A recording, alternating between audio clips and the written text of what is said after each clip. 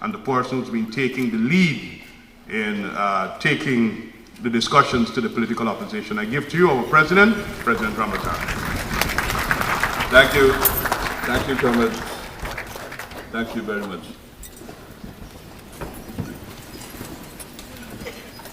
Comrade Sam and Irfan have done a lot in pointing out to the figures and the economics of this project.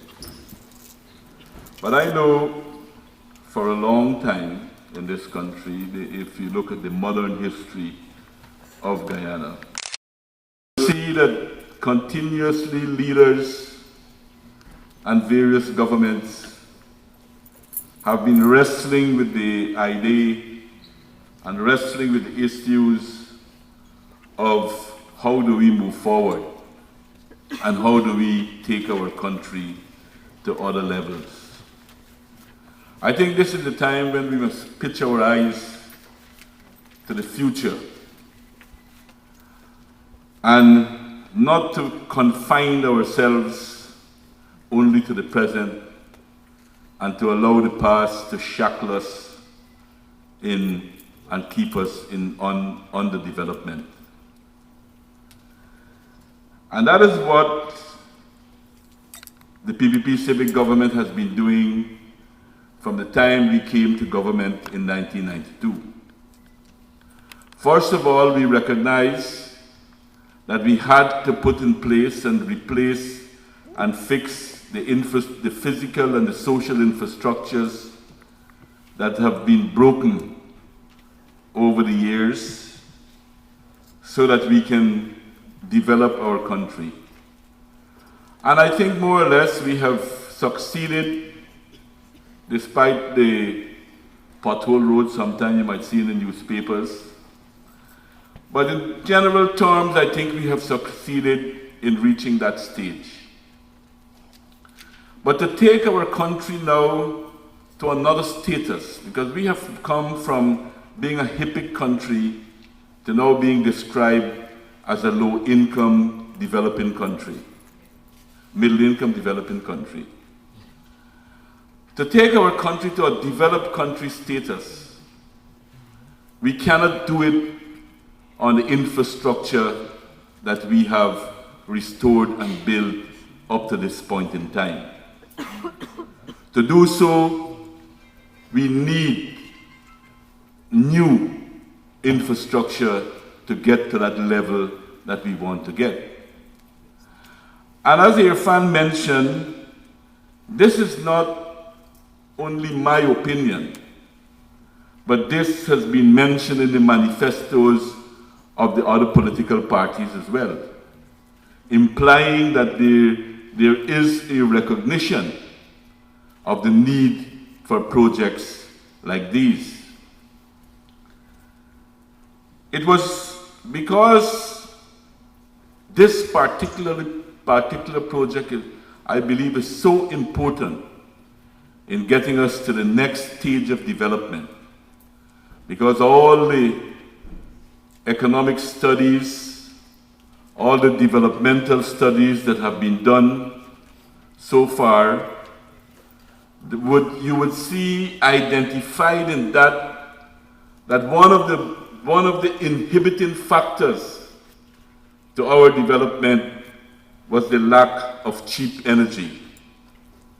And one of the reasons that we do not have a stronger manufacturing sector was also because of the lack of cheap energy within the society. And as I said, this was recognized as far back in the 60s when the then PPP government was working to trying to get the Tiger Hill Falls harnessed to generate electricity.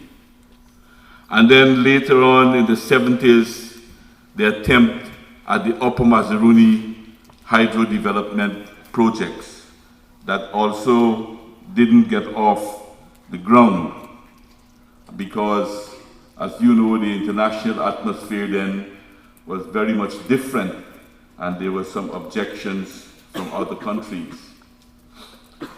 But now we are very close. We are very close to realizing this dream of generations of Guyanese. Obtain electricity at a very cheap rate,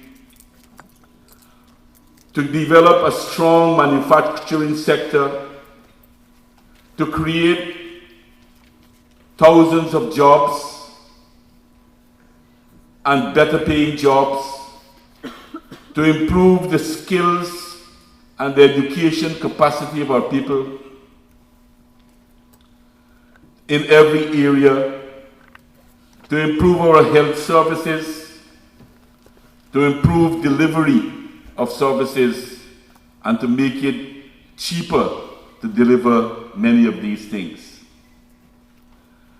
To move into agro-processing. I grew up in the PPP, listening to Teddy Dragon over and over talking about moving our agriculture to an industrial base and having agro industries in our country. That was not possible without cheap electricity. And here again, we have an opportunity in that direction.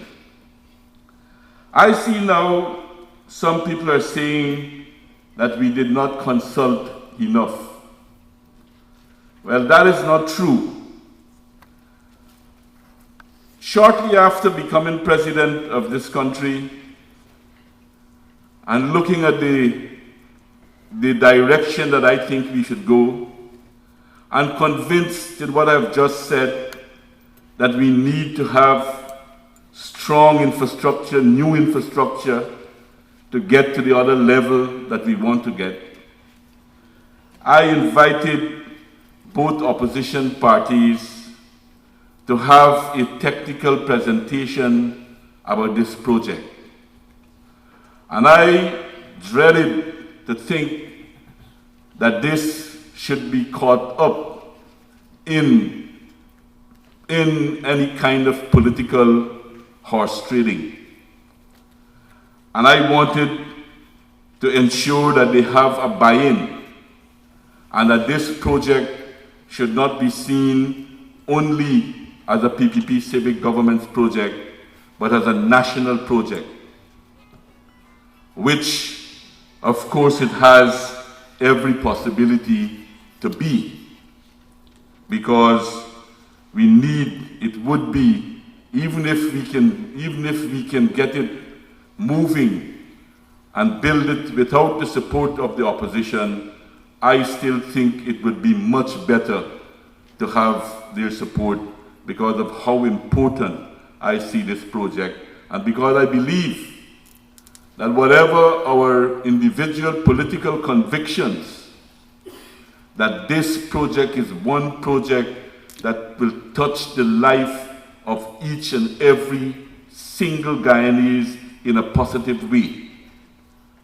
and opening the possibility for everyone to align with it so that we can have a project that we can all see that we have supported.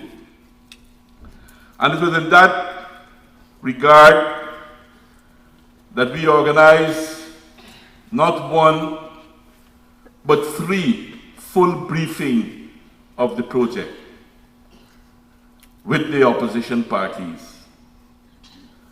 There was one party that said that they were waiting for the direction of the IDB before they take a decision.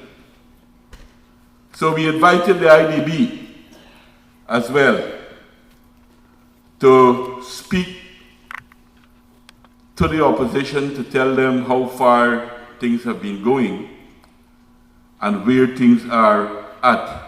2 such meetings were held with them. So this project had profound consultations. In fact, I remember after the first briefing which I was at as well,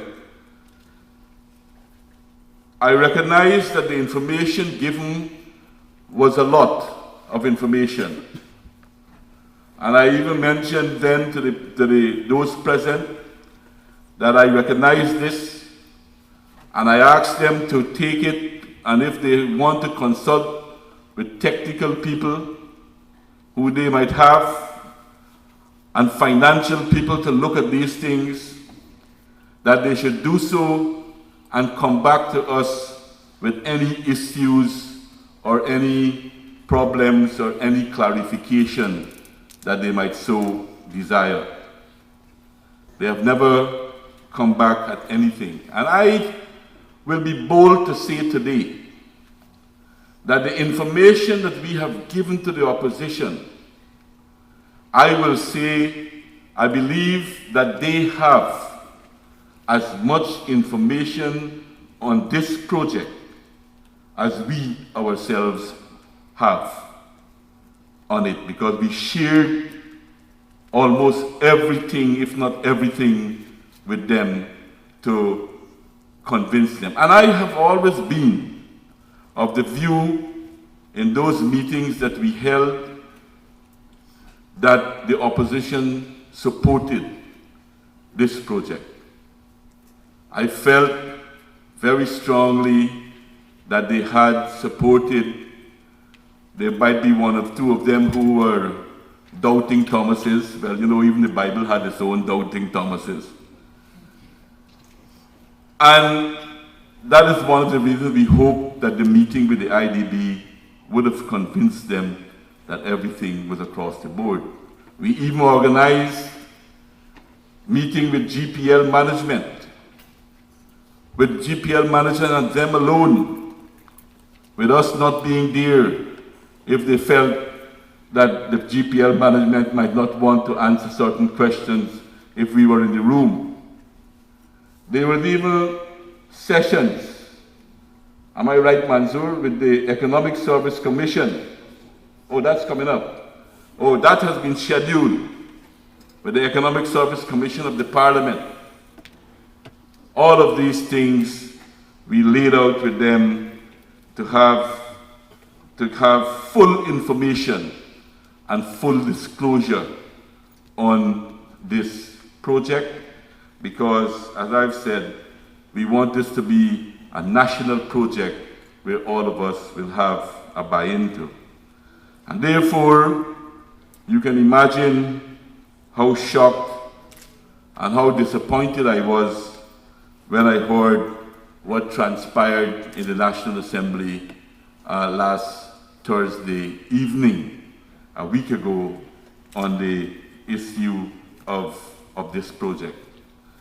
And that is why I believe that this consultation is important. Already, some organizations here have expressed their views on this project.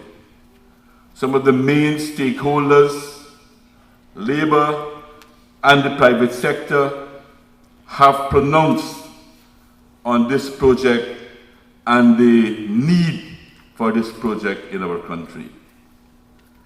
We cannot confine ourselves and be satisfied with what we have. We have to constantly try to improve that. In our world today, standing still is not an option. Standing still is not an option. Standing still means that you will be left behind.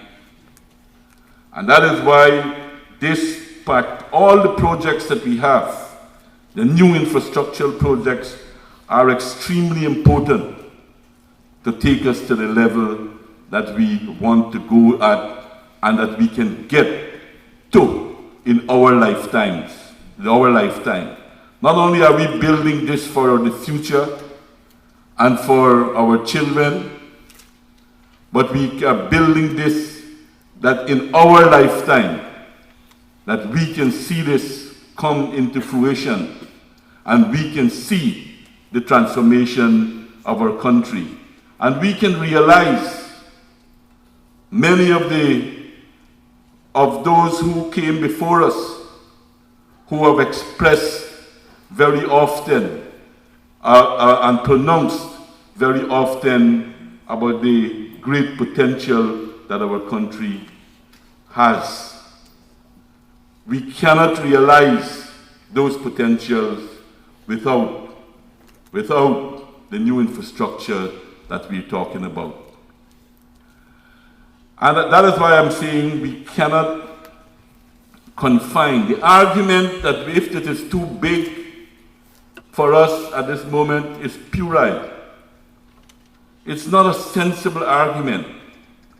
Because if a young couple gets married and can afford it at the same time to build a house, they will not build a house only for the couple. They will think about when they will be having children. Or if they can't afford it, then they will lay the foundations that they can continue to expand their house as they anticipate that they will have a lot of children. I think about my parents because there were 11 of us, 9 of whom are alive today. Very productive people in that regard. So, this project, we have to do everything to put it back on stream. We have to not to allow it. We cannot allow it. This is not a project that we can bargain, give me this and I give you that. This is not that type of project. This project must stand on its own. It must be recognized, the importance of it to the future development of this country must be recognized by all. And I've said that all should buy in to this for us to see where this can lead us and where it can take us. I think the comments made the argument just now, but for the sake of emphasis, I want to repeat it. One, that to talk about the debt that we are going to incur here is not talking about the debt that so oppressed us in the past because our economy was minuscule. We have now a much bigger economy. Secondly, the savings alone from this project will be enormous, not for the country as a whole and for the individuals in the society. It is vital to make our own businesses in Guyana. We cannot see it unconnected to the rest of the society. We have to see it with all the linkages that it has in the society itself. And it will make our businesses in Guyana more competitive and more capable of standing up to competition with other products abroad. It will therefore help us to broaden the base of our economy, to make us more immune from crises. Already we see that that is taking place.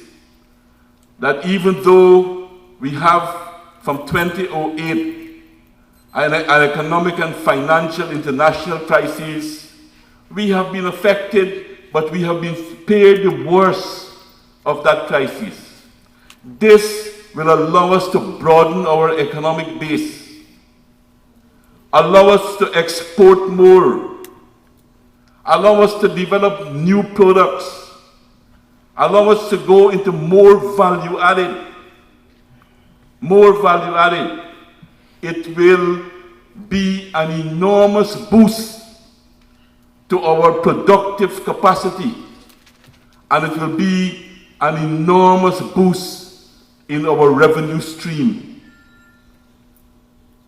For instance, if I just take one example, instead of exporting timber, instead of exporting sawed lumber, we can be exporting parquet floors. We can use many of the materials that we have. We can have the possibility of using them to develop new products in our society, either by the private sector or together jointly with us. It will force us to expand our research and have positive impact on our educational institutions, and to make better uses of the natural resources that we have. These are only a few. To see it only, to talk about it only, about how much it will cost and the debt, without recognizing the linkages within the society, to me is myopic at best, and probably only being used because some of those who I've seen use those arguments, I do think that they know far better, and maybe they're only using this to win a particular argument. But that is not what we should be doing at this point in time. This point in time, we need and we call upon all to understand this, and for us to try to ensure that this generation, is we present in this hall, will live to see this project coming on stream and live to see the transformation of our country. Thank you for your attention.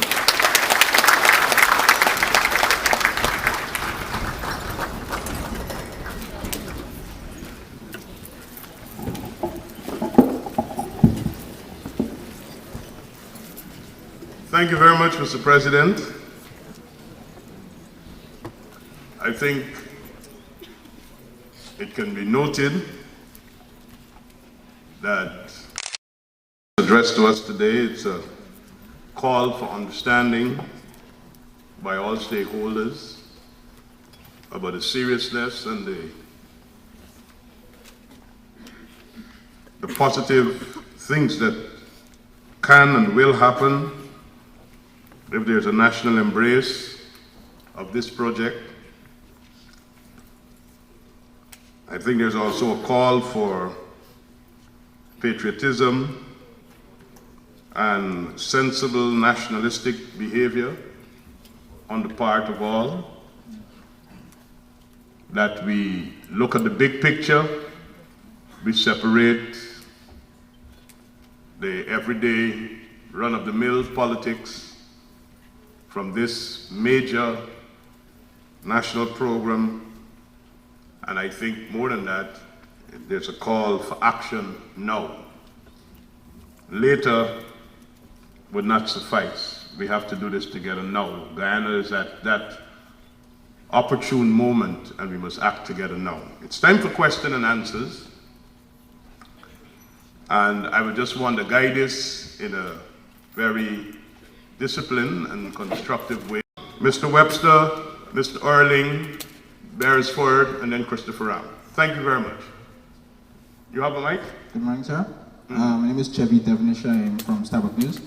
This question is directed to the Prime Minister, if I can. In a speech that he made, he said that in justifying the postponement of today's sitting of the National Assembly, he said these consultations that are being held right now at the highest levels and see if the rejected hydroelectric bill and motion to increase the debt ceiling could be restored before the recess of Parliament. Now my question is, what exactly are you trying to achieve, noting that none of the members of Parliament who are able to do something about it, to get it passed, are not here? In their absence, what exactly is the government trying to achieve? Thank you. Mr. Webster?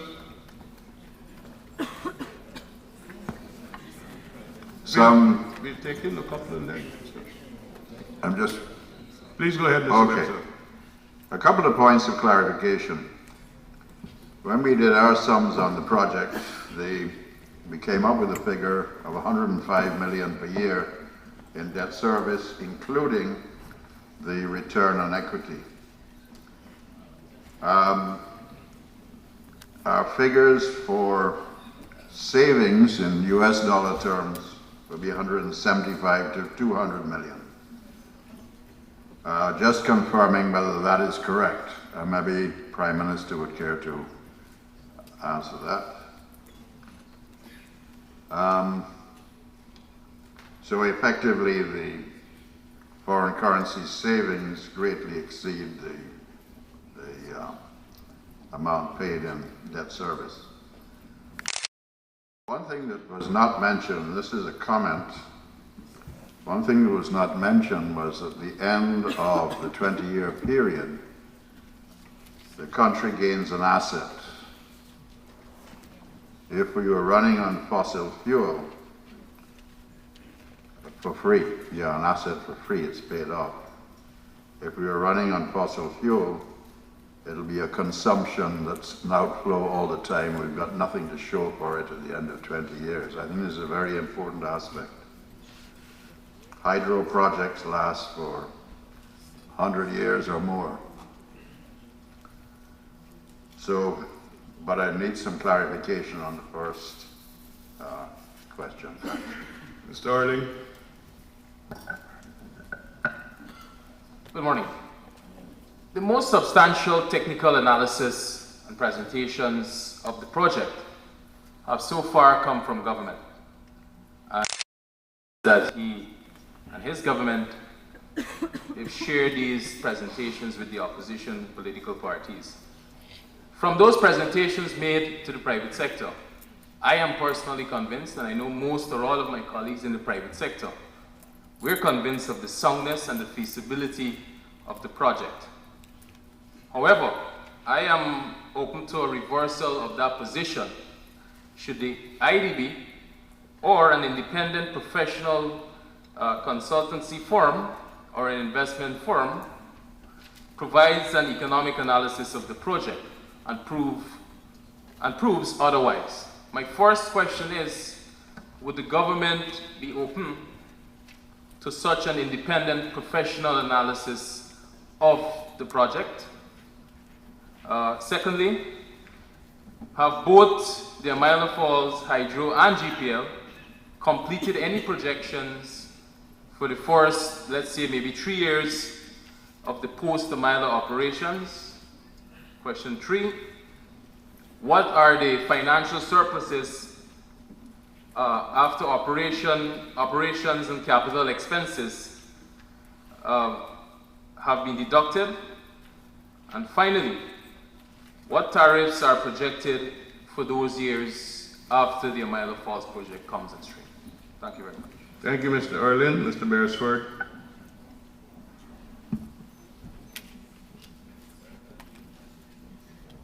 First of all, I'm not a politician. I'm not an engineer. I'm a priest.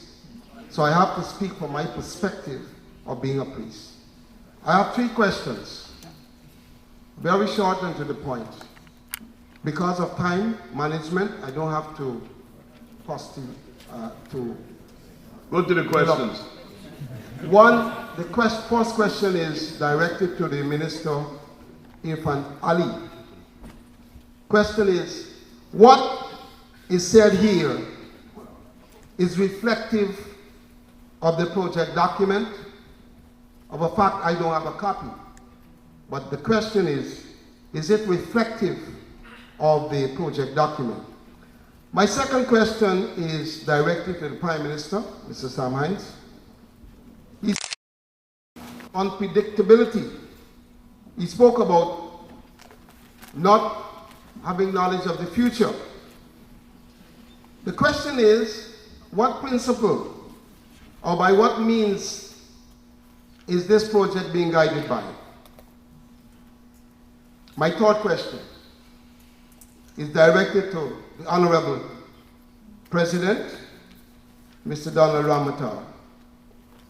And this is the most important question in my mind and as a priest. Remember I said I'm not an engineer.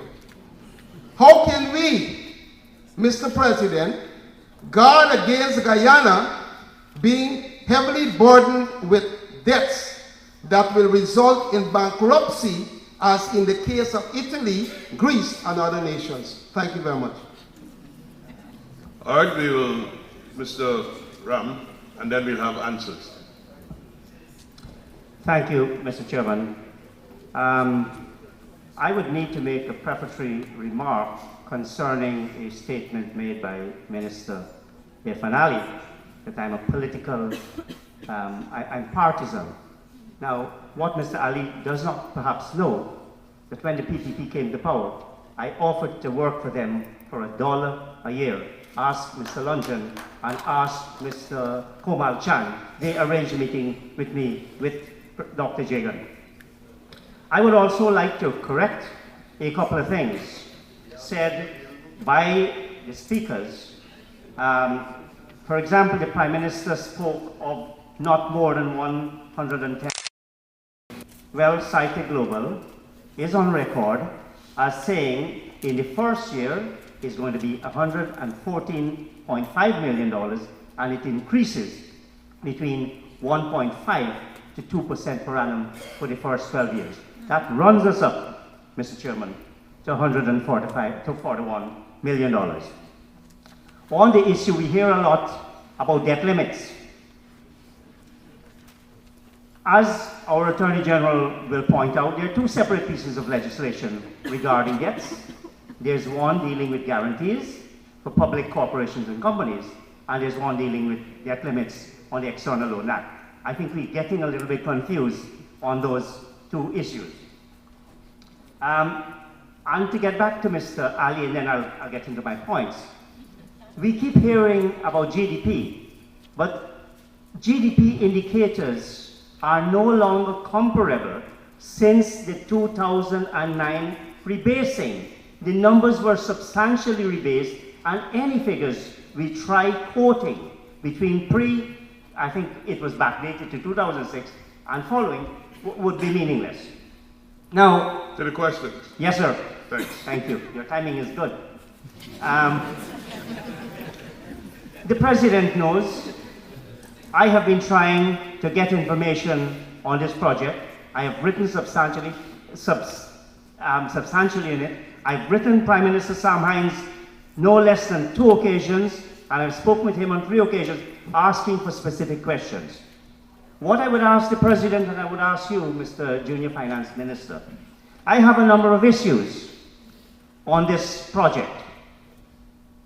I had offered to the President to speak with a team and to discuss my concerns, because if those concerns are responded to, Mr. Minister, I would be one of the first to get up and say, I support it, because I'm a patriot, I'm not partisan. So I wonder if you would assure me, and then I can sit down, that there is a chance for me to sit down with your technical people to discuss the several issues that I have on cost, on rates, on the nature of the license. Not a single person mentioned the Hydroelectric Power Act, under which hydroelectricity is generated. Not a single person. And there has to be an interim license and a final license. Motilal had 11 or 10 extensions to his license. Those licenses in any case were bought was cited. It requires very specific targets and achievements. We need to know whether those things have been done. As I said, I'm prepared to sit down right now. I would like to be assured that I can get these answers to my concerns and questions that are shared by many, many Guyanese who are patriotic, who have Guyana's interests at heart, who want to see renewable, low-cost energy. We all do want to. This is why we don't have to discuss whether Amaila is good or bad. It's whether the format is good or bad, and whether the cost is good or bad. Let me just give you the assurance that And would you name the person? And I will not be able to name the person here publicly, but I can assure you, based upon government's positions and policy consistently, that government is prepared to engage with any and every stakeholder on matters of national interest. But I did say, Mr. Chairman, that I'd offered this before, All right, and nothing has happened. You'll get an answer from one of the competent people here this time. Thank you, sir. We'll take in responses now. Who's going first? Minister Ali? Thank you very much, Mr. Ram. My friend, Mr. Ram. You don't have to worry. We are aware of your historical role in the politics of Guyana. Not only the offer, I've now heard about the offer to the PPP, but I also know about the writing of the manifesto for the PNC. So you played a dynamic role in the politics. Okay. Let me say this. First of all, I must thank all those who made comments and for the questions. To my dear pastor, everything that I cited, as I quoted, comes from the report, comes from documents prepared and presented by the IMF, by SITE, by the project team, and some analysis done by external stakeholders, including the IDB. In terms of consultation, I just want to mention briefly that there were different levels of consultation in relation to this project. There were private sector consultation by SITE, there were media consultation by SITE, opposition consultation, GOG consultation with the private sector, GOG consultation with the opposition, and environmental consultation with all key stakeholders, including indigenous people. In terms of the opposition directly, in early 2012, SITE met with the opposition and went through the project comprehensively.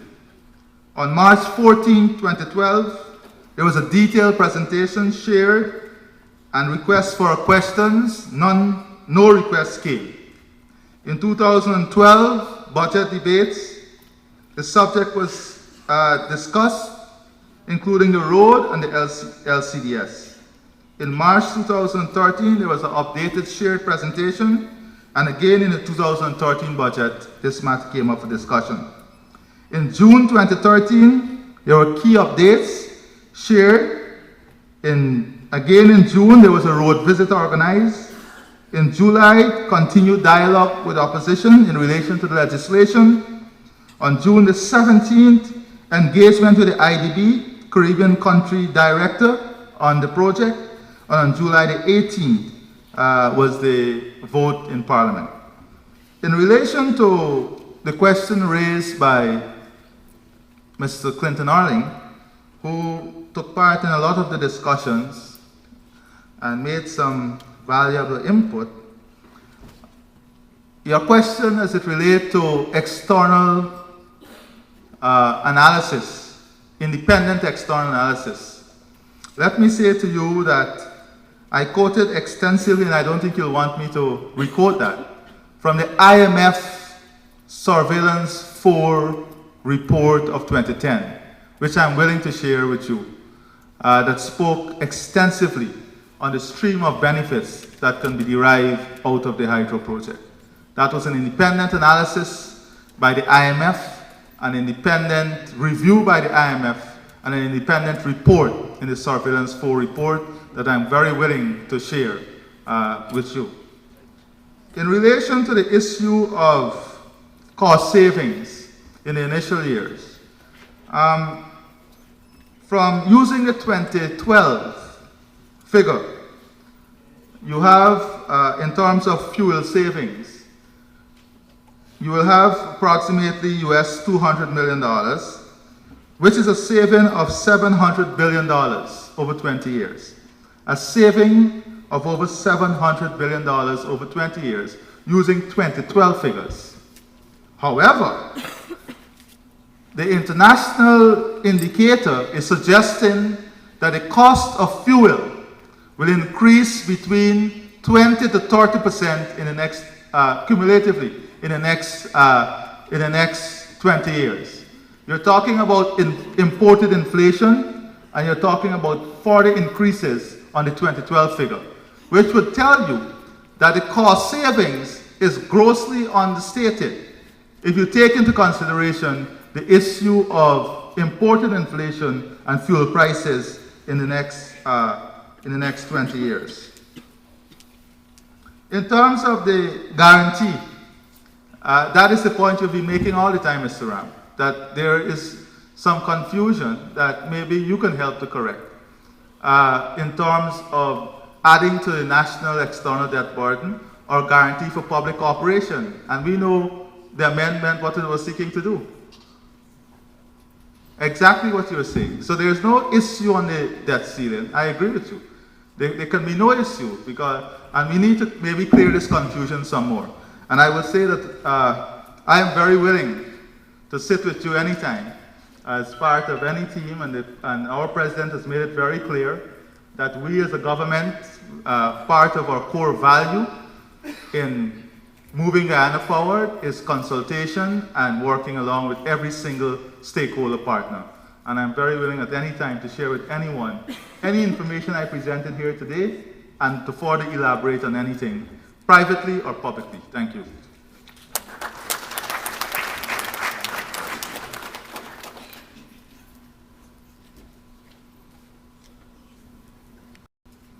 Thank you very much, Mr. Chairman. Ladies and gentlemen, going through the questions again from Starbuck News. The first question about the point of this meeting without the opposition members present. I think they could have been, but we've had long discussions with them, many discussions with them. The President has said that this matter of Amaila is so important to us, it should not be on the political table. And that was the position that we were taking. We took that position. And on last Thursday, we were quite taken back when we were approached by one or more members of the opposition and said that you want to go ahead with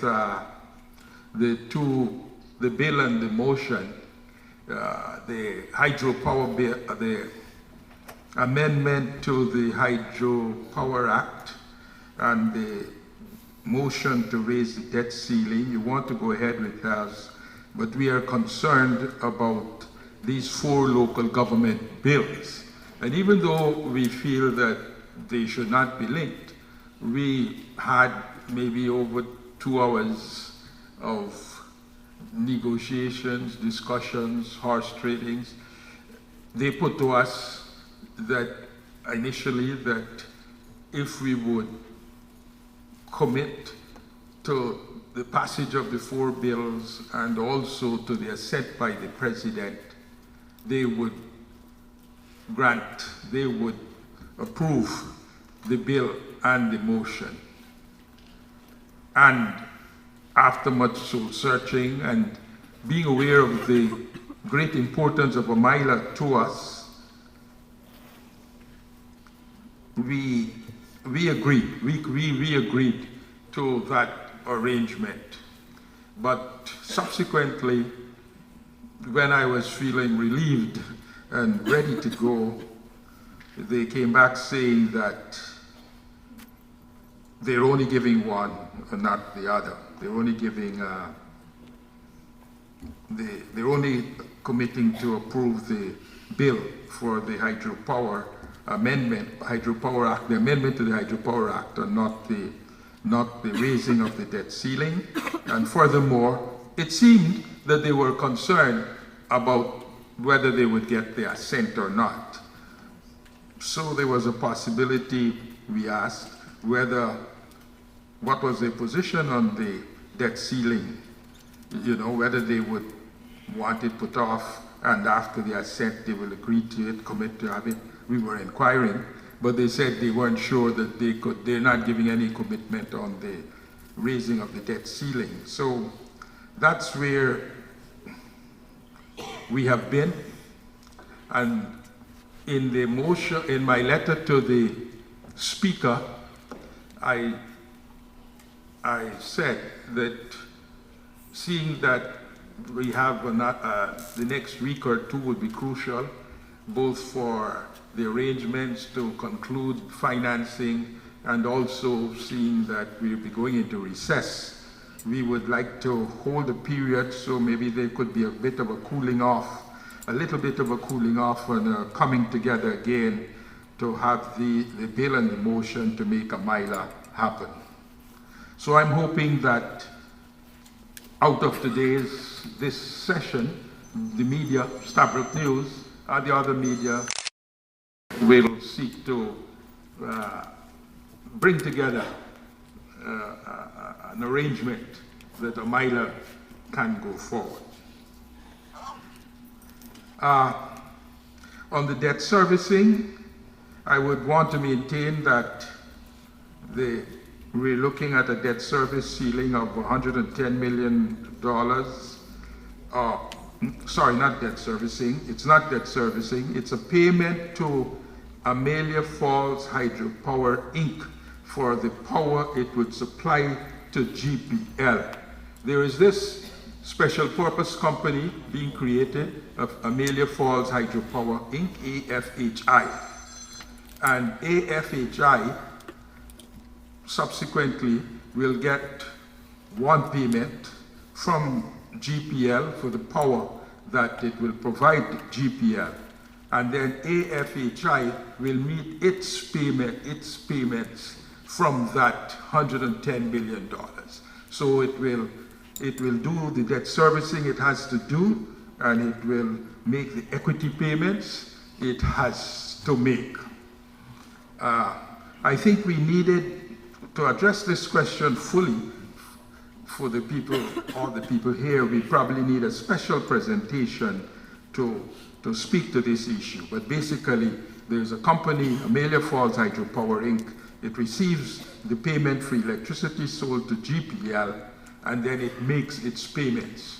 And in the financing arrangement, it has to make payments in the same order of $110 million. It has to make payments to pay down debt, to pay down equity, to make the payments to equity, and so on. So GPL and the government are not making any debt servicing payments directly. In addressing, I think that addresses Mr. Webster's question, and we can have a more detailed study of the financing of AFHI. There's a special summary page here, which I think has been around, made available. Basically, direct costs of investments are in the order of $670 million, and then there's interest during construction, lenders' fees, debt, political risk insurance. So when the project is ready to go, it is estimated it will $834.5 million would have been spent on the Amaila project for the dam construction and the generators and the transmission line, and also for interest during construction and political risk insurance, $834.5 million. And on the other side, there is the sources of that money, The China Development Bank is putting up a number like $480 million. IDB is putting up a debt, $100 million. So, and that's the debt financing. It's 70% of the total cost. And then on the equity portion, Scythe is putting in $150 million, which is 60%, and the government of Guyana from the GRIF funding is putting in the order of $100 million. So, but there's a page which I think has been made available before. On the question Mr. Erling asked about projections, yes, we have looked at the issue of projections when the COD, date of commercial operating date, has come, and after that, and our projection is that within at least 3 years, we should be taking all the power that Amaila Falls will have, and it could be that within a year, within 6 months, we could be taking all of it. It could be within that region. But the fact is that our payments to Amaila would be less than the payments to purchase oil if we had no Amaila.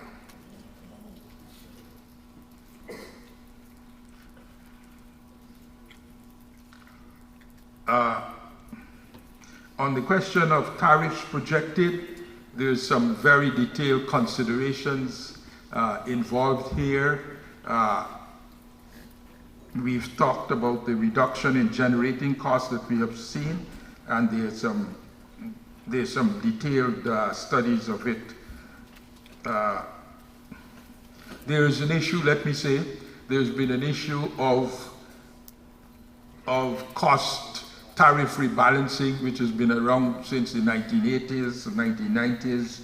There's the issue, how much of the benefit will be given to domestics and how much will be given to industry and so on.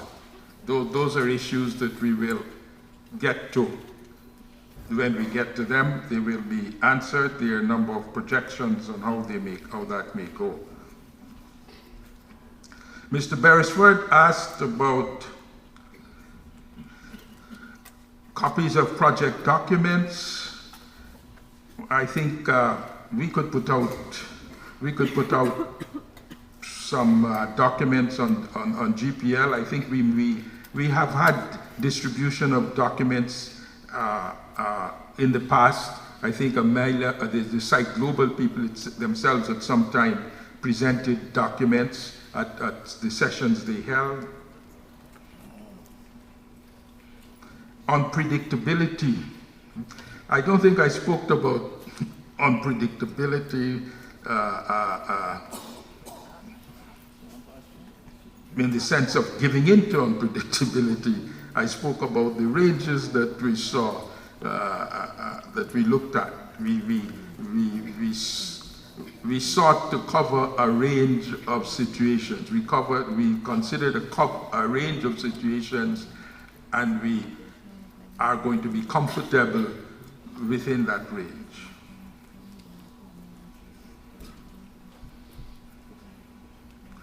I think Mr. Ram's question needs some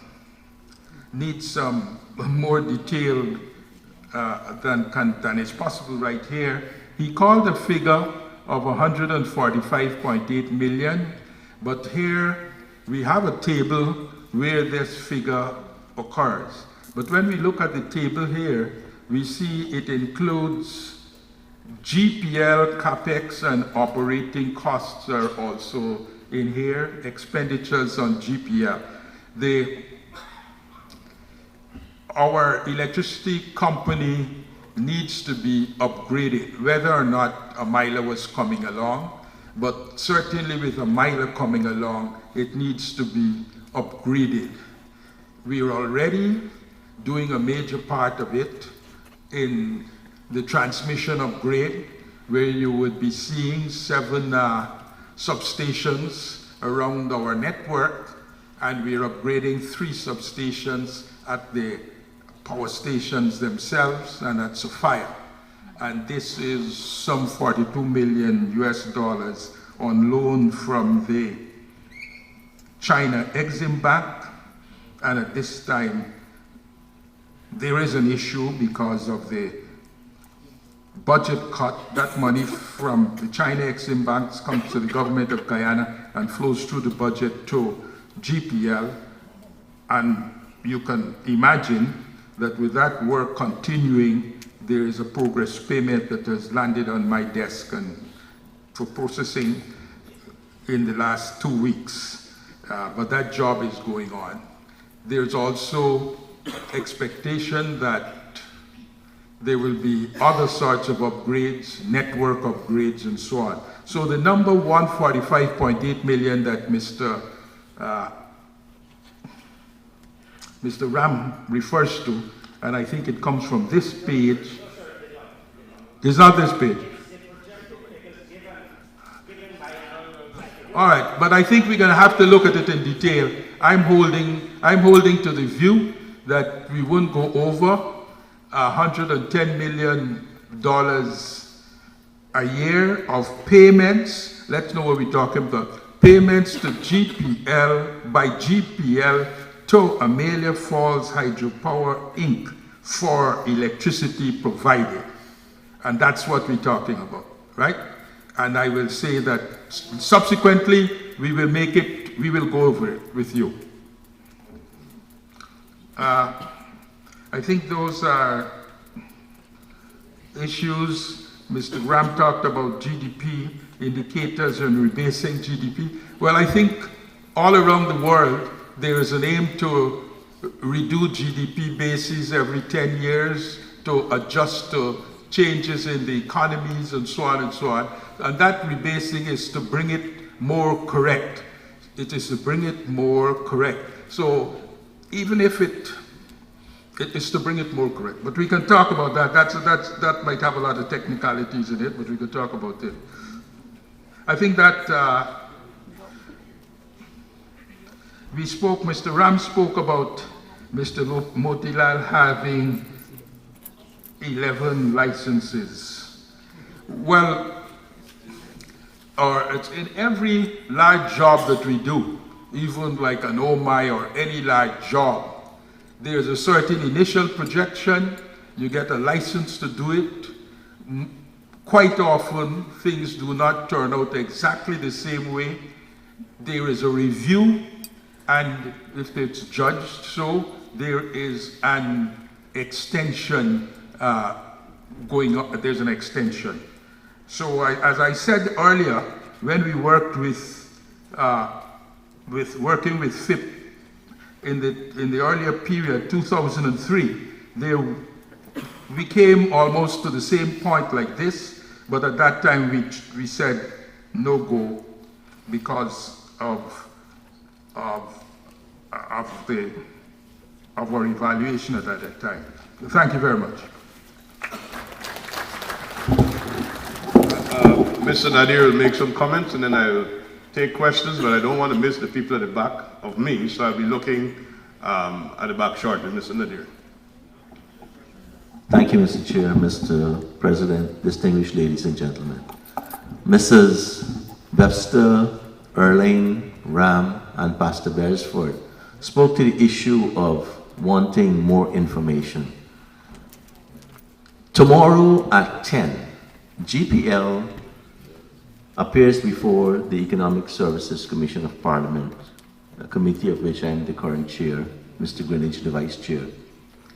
And we're having a joint meeting with the Natural Resources Committee, chaired by Dr. Rup Narayan and vice chair, Mr. Denga Lumumba. That session is open to the public. GPL has submitted a number of documents to the committee, and your representatives in Parliament have been digesting that information provided by GPL over the last 2 weeks. There is an opportunity for every single one here in the room to attend that session tomorrow. It's open to the public. and also an opportunity for you to address questions to your members of parliament, your MPs, to ask of GPL. The GPL session is going to be led by the Prime Minister and including all of their technical people. On the 31st of July, specifically, the Natural Resource Committee will have its minister appearing before that committee. Another session that's going to be open to the public, very open to the public. And again, the opportunity presents itself for every single Guyanese to lobby their representatives and to attend the meeting. Amaila and GPL, they're like cream cookies. You can eat them separately, but taken together, it's better. And I want to urge all those who feel they do not have enough information that those sessions could be very, very vital. I'm confident that what has been provided by GPL to our committee so far has been honest, up-to-date, good, credible data. And if you go to the GPL website, the particular plan that GPL has before us, it's the next 4 years, that is available online right now. And there's additional information from GPL online also. So I want to extend this invitation to the public to those 2 sessions in Parliament. Thank you. I noted there was a direct question to the President, and I've consulted with him. He is prepared to deal with that now, so the President will speak to that issue. All right, thank you. Quickly to say that why I think we will avoid the debt that Italy and Spain and Greece and so forth has is because we're not borrowing on our current side of our budget. We're borrowing on our capital side. We're borrowing to increase our capacity to produce more. We're borrowing to increase our capacity to increase our revenue. It's like if you have a household and you're borrowing for buy food, but then can't eat your dinner, you're in a bad way. But if you're borrowing to buy some piece of equipment that can help you to generate income, buying a farmer buying a tractor to increase his production and productivity is different from him borrowing to eat. So that is where I think, in a simplistic way, that is what we're doing. We are borrowing to increase our productive capacity, to save money in some instances that we spend now, and on the other hand, that not only to save money that we spend now, but also to increase our capacity to earn more. So that is why I don't think we will end up in that regard. The other thing too with this project, that the opportunity here we should not miss, is the quality of partners we have with us on this project. The strength of the partners we have on this project. We have the Blackstone Group. This is a premier global investment and advisory firm with total assets under management of $218 billion.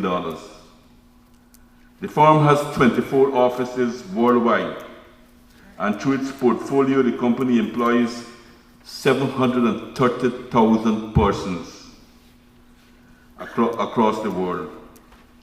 Blackstone has extensive experience in investing in energy companies, having committed approximately $1.2 billion to the sector in transactions including Premcor, Cosmos, Foundation Coal, and Texas Genco.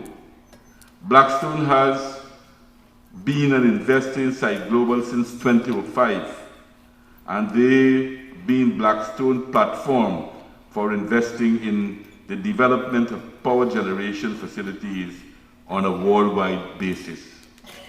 Site Global is an international development company engaged in development, construction, acquisition of operation of electric generation facilities projects in 9 countries with a capital investment of nearly $10 billion US. Site Global current development projects total 5,800 megawatts and are diversified across energy sources, including hydro, gas, coal, and agro oils. Projects in construction or operation are a 600 megawatt coal-fired generation project in the Philippines, a 250 megawatt run-of-the-river hydro generation project in Uganda, and an 875 megawatt combined cycle project in Canada. China Development Bank was established in 1994 to provide development-oriented finance by supporting the development of infrastructure, industry, emerging sectors, and facilitating China's cross-border investment. At the end of 2010, the bank had $687.8 billion US in loans, more than twice as much as the World Bank. China Railway, the construction company, was founded in 1950, is a core member of the China Railway Group Limited and one of the largest civil works engineers in the world. They are the principal contractor of the project and will build and develop the project with 2 principal subcontractors, all of very strong and sound financial background. So I think a lot of those, when you look at the partners we have, I think we feel confident that they have the capacity, the experience, the know-how to bring a successful project on stream. So, Reverend, that's why I'm confident that we're not going in the direction that you so fear.